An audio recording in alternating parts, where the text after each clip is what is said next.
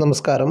ആസ്ട്ര യൂണിവേഴ്സിൻ്റെ പുതിയൊരു അധ്യായത്തിലേക്ക് ഏവർക്കും ഹൃദ്യമായ സ്വാഗതം.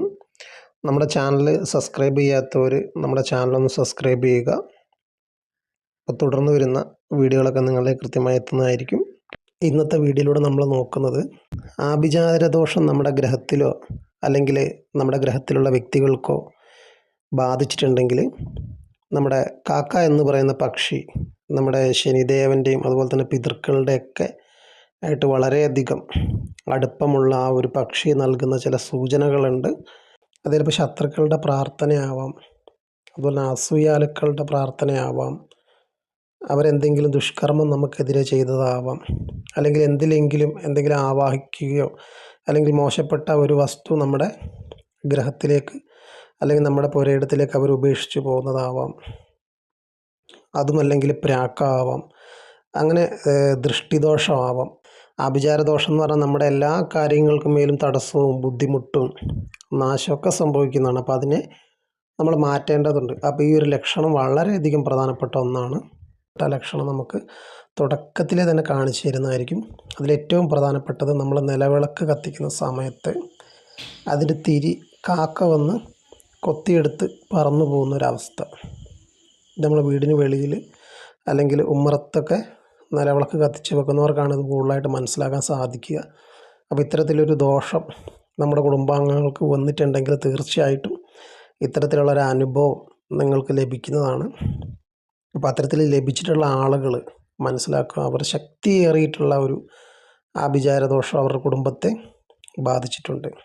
അതുപോലെ രണ്ടാമതായിട്ട് സന്ധ്യാസമയങ്ങളിൽ ഇരുട്ടായി കഴിയുന്ന സമയത്ത് കാക്കയുടെ കരച്ചിൽ നമ്മുടെ ഗ്രഹത്തിൽ കേൾക്കുക.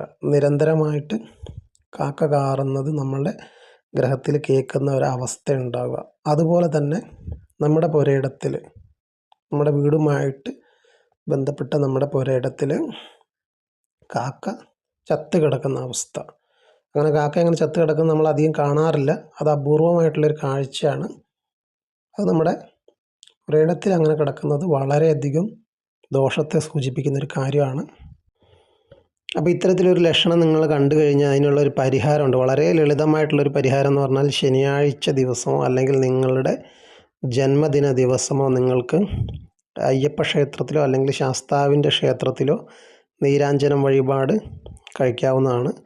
അപ്പോൾ ഈ ഒരു പ്രശ്നത്തിനുള്ള ഒരു ഏറ്റവും ലളിതമായിട്ടുള്ളൊരു പരിഹാരമാണ്. അതുപോലെ തന്നെ ഭദ്രകാളി ക്ഷേത്രത്തിലോ അല്ലെങ്കിൽ ദുർഗാദേവിയുടെ ക്ഷേത്രത്തിലോ രക്തപുഷ്പാഞ്ജലി കഴിപ്പിക്കുന്നത് ഈ ഒരു ദോഷം കുറയ്ക്കുന്നതായിരിക്കും.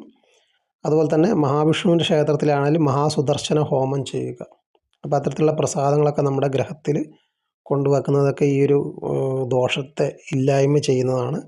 അപ്പോൾ നമ്മൾ പ്രാർത്ഥനയിലാണെങ്കിൽ നമുക്ക് മന്ത്രജപത്തിലൂടെ ആണെങ്കിൽ നമുക്ക് ഗായത്രി മന്ത്രം നരസിംഹദേവൻ്റെയോ അതുമല്ലെങ്കിൽ ഭദ്രകാളിയുടെയോ അല്ലെങ്കിൽ മഹാദേവൻ്റെയോ ഒക്കെ ഗായത്രി മന്ത്രജപവും ഇത്തരത്തിലുള്ള ആഭിചാരദോഷങ്ങളിൽ നിന്ന് നമ്മളെ രക്ഷിക്കുന്നതായിരിക്കും.